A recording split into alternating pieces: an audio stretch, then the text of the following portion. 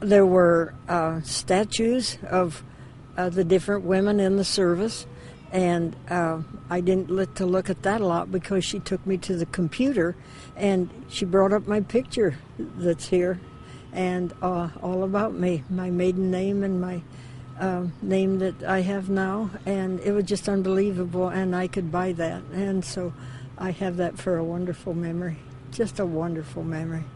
I just was just awesome. I never expected something like this. Nobody knows what this means. A lot of fun. Can you talk a little bit more about how it's been 64 years? Right. Can you talk about that a little bit? How right. long it's been? I was in from 43 to 46, and so it's been that long since I was discharged from right around here in this area. So this is just a wonderful thing, just awesome. What type of emotions come to mind when you see all these people welcoming you, and it's almost like your celebrity status around? Oh, so much that you didn't expect when we got in the airport. All of these lines of people with flags and thanking you and hugging you, and it was just something I never expected. You know, it's just out of this world. It's one of the most wonderful days of my life.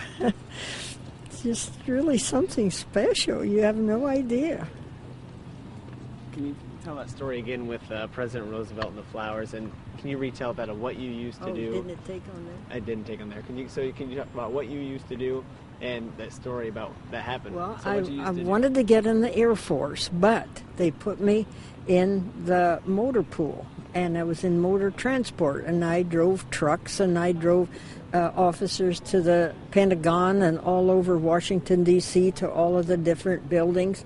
And then I became chauffeur for the general of the post, General Carterman.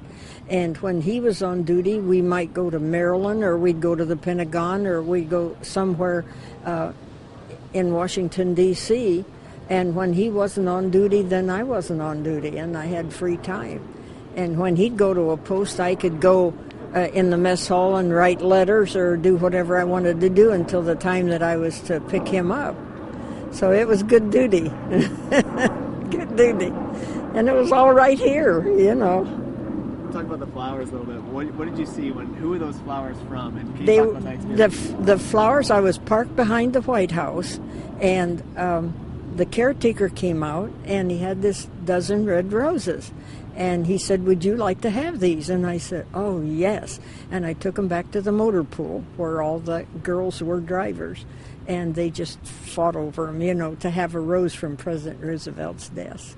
So lots of fun stories, lots of things.